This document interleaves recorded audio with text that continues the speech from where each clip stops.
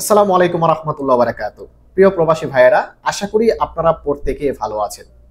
দেশ এবং দেশের বাইরে থেকে যে যেখান থেকে আজকের ভিডিওটি দেখতেছেন, সকলের কাছে দু হাত জোর করে অনুরোধ করতেছি আমাদের দেশের জন্য দোয়া করবেন এবং যে যেখানে আছেন যতটুকু পারেন আমাদের দেশকে বাঁচানোর জন্য সাহায্য করবেন।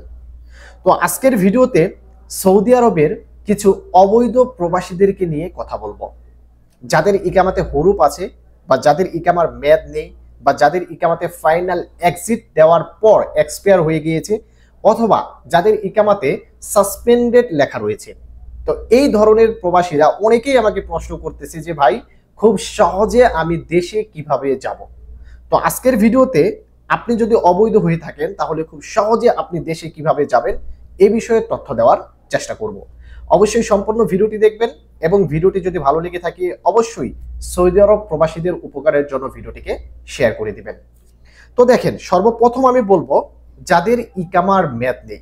অনেকেই মনে করে যে আমার ইকামার মেয়াদ নেই মানে হচ্ছে আমি অবৈধ, কিন্তু আপনার ইকামার মেয়াদ নেই মানে আপনি কিন্তু অবৈধ না।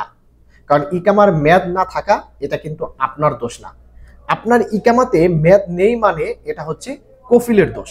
কারণ ইকামা করে দেওয়ার দায়িত্ব হচ্ছে কফিলের, আর কফিল যখন আপনার ইকামা করে দিবে না তখন এটা কিন্তু কফিলের অপরাধ। তাই বর্তমান সময়ে আপনারা খেয়াল করে দেখবেন, যদি আপনার ইকামার মেয়াদ না থাকে এরপরও কিন্তু আপনাকে পুলিশ ধরে দেশে পাঠাবে না।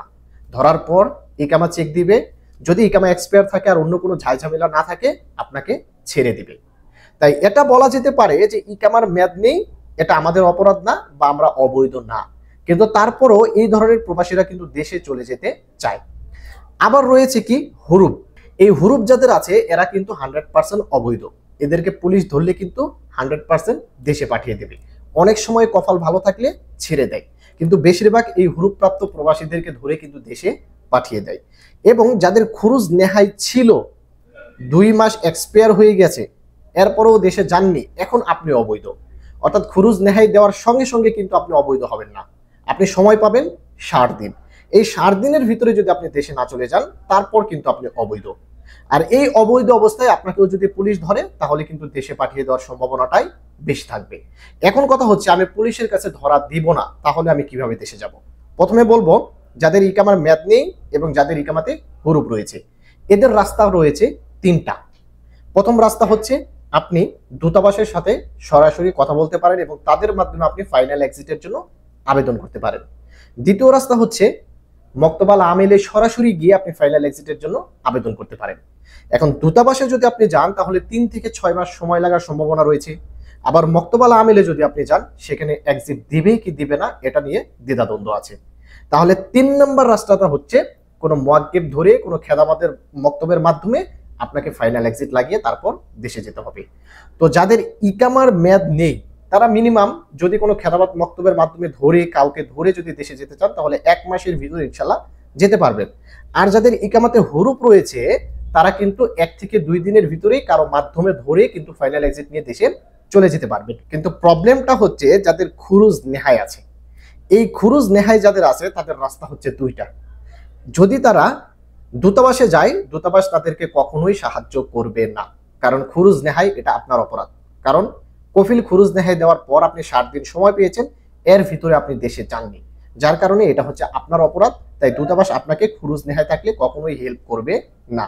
এখন বাকি থাকলো 2টি রাস্তা, একটা হচ্ছে হয় মক্তবা মেলের মাধ্যমে অথবা কারো মাধ্যম ধরে অর্থাৎ মুয়াক্কিব ধরে কোনো খেদাবাত মক্তব দিয়ে তারপর যেতে হবে। তো আপনি যদি মক্তবা মেলে যান তাহলে সন্দেহ আছে আপনাকে তারা এক্সিট দেবে কি দেবে না।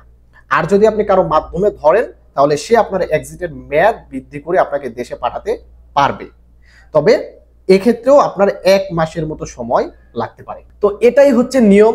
আপনি কি দূতাবাসের মাধ্যমে যাবেন বা মক্তবা মেলের মাধ্যমে যাবেন, কার মাধ্যমে যাবেন এটা আপনার ডিসিশন।